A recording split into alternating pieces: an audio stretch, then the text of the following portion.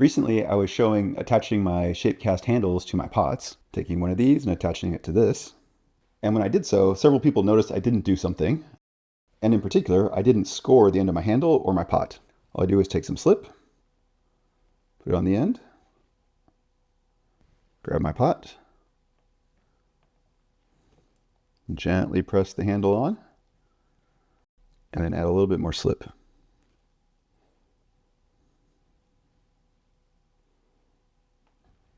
That'll take some cleanup. That's all I do to attach my handles. And apparently this was a bit controversial for some, and others had some questions about why didn't I score. There are concerns that my handles would crack or even worse, fall off. Turns out my handles do just fine. So this here is a translucent glaze, so you can actually kind of see down to where the handle meets the body of the mug. And there on the top, there on the bottom, vice versa. It's okay. And here's another. So in this video, I'm going to explain why I can get by just using slip and not scoring. This comes down to some of the properties of clay and how slip casting clay is different than if you were to throw on the wheel or to hand build, to pull a handle or use an extruder, something like that. The first question is, when does clay crack? There are basically 2 points where you'll notice clay cracking if it's going to crack. One is going from a wet pot to a bone dry pot, and then the other time it cracks is during firing. So this year's bisque fired and this one's fully glazed fired. In both of these cases, what's happening is the pot is shrinking. When we go from wet to dry, it is shrinking because we're losing the water out of the clay. And when we go from greenware to fired pots, it's shrinking because the clay is sintering together. And you can see there's a quite noticeable size difference here. We're losing a little bit of size when we bisque, and we're losing a lot more when we glaze fire. All right, so we know when it's cracking as it shrinks. But why does shrinking cause cracks? So when does anything crack? Well, basically, there are forces that are opposed to each other. One part of the clay is trying to move in one direction, and another part of the clay is trying to move in a different direction, or at different rates. So one obvious place where clay could crack is if you're using different clay bodies with different shrinkage rates. So for instance, my clay body has a shrinkage rate of 13%. If I tried to attach a handle that was made from a clay body of 9% or a clay body of 20%, then that would be an obvious reason why things would crack. Basically, the body of the vessel and the handle would be trying to shrink at different rates, and that would cause stress and show up as a crack most likely. However, most of the time, we're not actually doing that. We're using the same clay body for everything, both with throwing and pulled handles, with hand-built handles, and with slip casting. We pretty much always use the same clay body. So why else can things be moving either in different directions or at different rates? So to do that, we need to go and basically understand what is inside of our clay body. How does the clay work? So if we were to zoom way in on the clay, if we were to look at the individual particles inside of the clay itself, we would see something like this. So each of these is a clay particle. One of the key things to note about clay particles is that they actually are little platelets. So they're kind of roundish and then skinny. Here I've represented that in 2D by having them kind of rectangular here. A real clay body has other stuff in it too. For instance, if you're throwing, you may have grog in there. And clay bodies are not uniform in size. All the clay particles, there'll be small ones, there'll be larger ones. It really depends upon your clay body itself, exactly the composition. But this should be kind of good enough in terms of understanding what's going on inside. So when things are shrinking, what's happening is all those clay particles are moving closer together, or when we're firing it, it's because we're sintering things together and then things are starting to melt together. However, the nature of the shrinkage depends upon the fact that these things are not uniformly shaped. So let's imagine that we have a piece of clay that is just randomly distributed. It's unlikely to start this way, and I'll talk about that more in a second. But let's imagine it's all random. So if we were to hand build something, so we have a piece of clay and we're pushing on it and squishing it down, or if we're on the wheel and we are compressing it together and then pulling up, what we're doing is we're applying force to the outside of the clay. So we're using our hands and we're kind of pushing on one side, and maybe we're pushing on both sides together, like this. And that force will be distributed into the clay. Here I've got a bunch of air pockets. The real clay isn't compressible. So when I push one way, it's going to stretch out the other way. And as I push more and more, that pressure and the stretching means that the clay particles are going to start to align just by pushing on the outside. So now you can see that our clay particles now are more or less becoming horizontally aligned.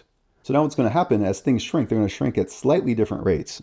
The clay can move easier in one direction. It can move closer together this way as opposed to this way, kind of longitudinally, because of those orientations. So let's imagine we have our thrown pot or our hand-built pot, and that's the wall of the pot. So we're looking down at a cross section like that.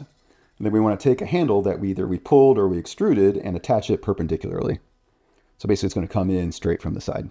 All right, so same thing, we have our lump of clay, and through forming it and stretching it out, those particles align, and it looks something like this. We have this T now. So the clay particles where they attach to the pot are going to be kind of poking that direction versus the ones in the body of the pot are going that direction.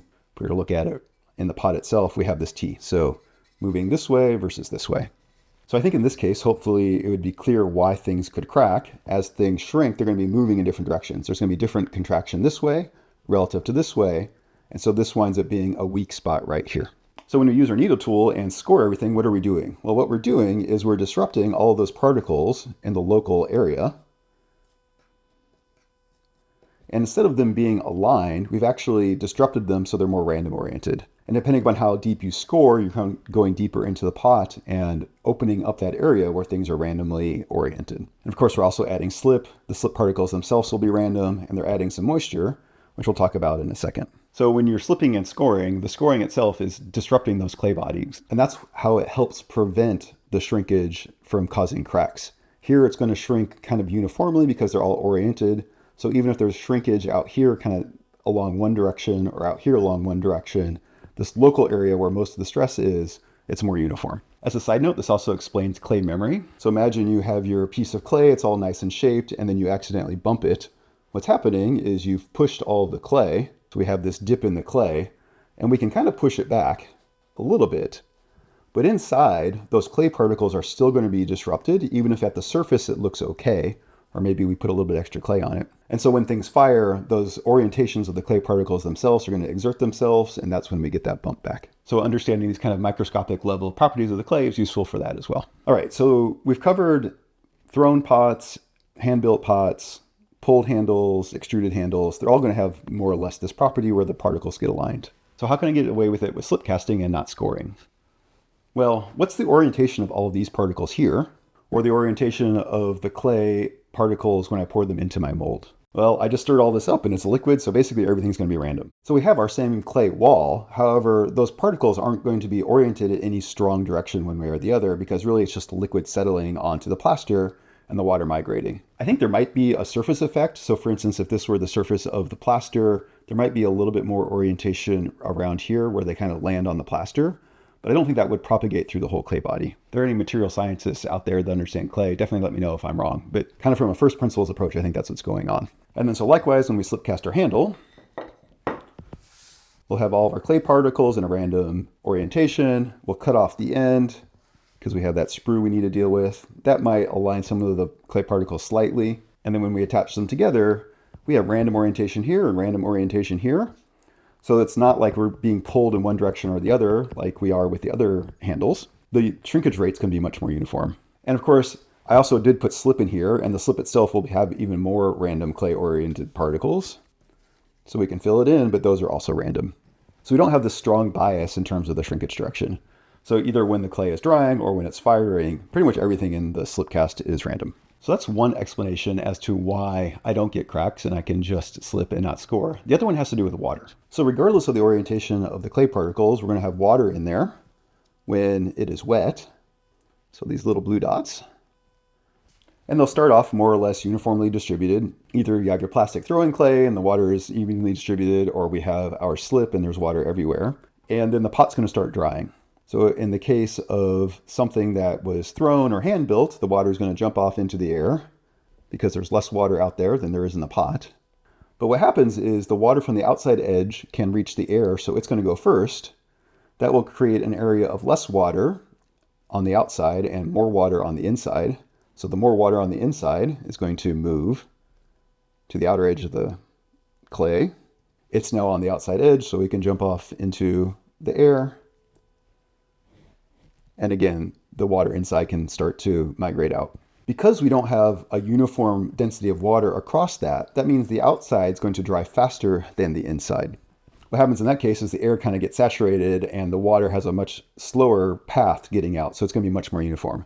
So if you're drying things quickly, the delta of water, the amount of water on the inside versus the outside is going to be greater, versus drying things slowly, that water is going to slowly migrate out. Okay, that's true of both slip cast as well as plastic clay, hand-thrown pots. What's going on differently with slip casting in that case? Well, one, the plaster is sucking out the water from one side, and it's the air doing the job on the other side. However, I don't think that's the key difference in this case. So one of the key differences, if we're throwing on the wheel, what we usually do is we'll make our pot, we'll set it to the side, let it get to leather hard. We'll go and do the same with our handle, we'll let it stiffen up. So our pot has less water in it because it's had a chance to start drying out.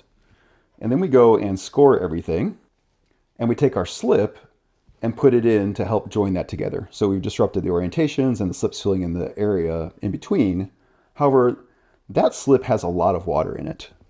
So what we've done is we've supersaturated this area right here where they're connecting with water, and overall the rest of the pot is much more dry. So we've actually exacerbated the problem. Here it's locally more wet, so it'll take longer to dry out. The pot itself is already starting to dry. Some of the water will move into the clay.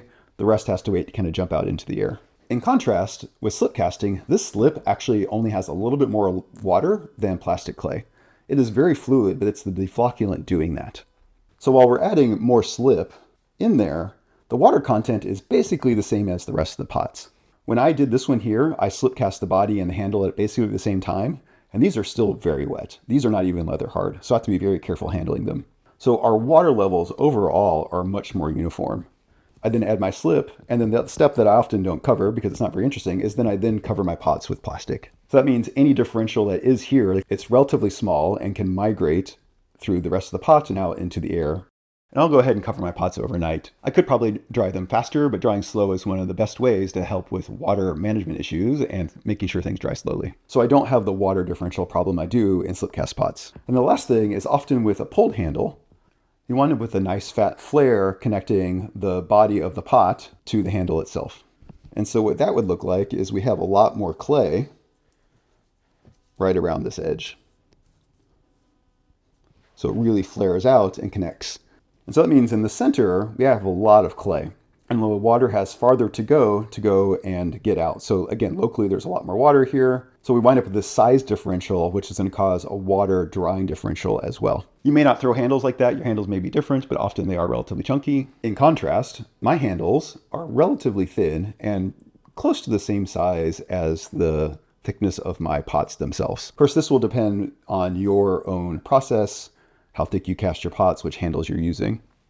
But even for my chunkiest handle,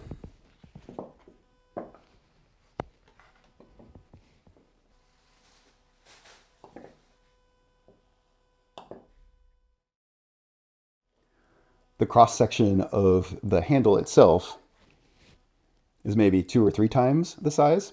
So there is a difference that we have to be mindful of, but it's not crazy like if we had a big fat connection. There are also potentially variations in your clay body. Basically all the other stuff in your clay, the composition of clay particles and whatnot. It won't change this orientation issue, but it could change how fast the water migrates through the clay body. Also, I am attaching my handles right away. If I were to let these set, for instance, for a few hours or even overnight, I probably would want to score them at that point. The clay would have dried out a lot more, and by adding the slip, I'm again adding that locally wet area. So while all the clay particles are still random in the slip cast case, the water is now fighting me a little bit more, and so it could be a little bit more risky. So it's not only the slip casting, but it's also the process I'm using and when I'm attaching my handles.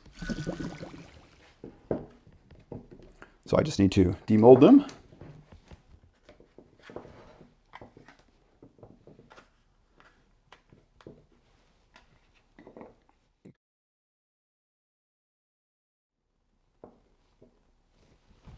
Trim off the sprue.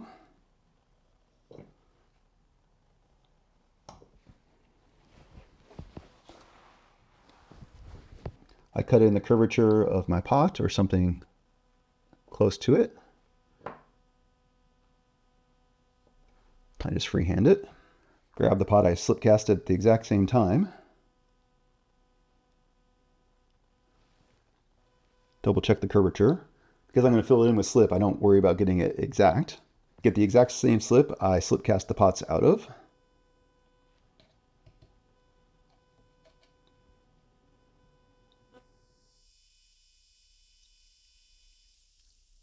Nice liquid layer on there.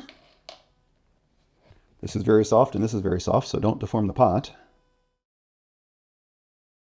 And then go around the outside one more time, make sure any gap that was there from pushing it on gets filled with slip.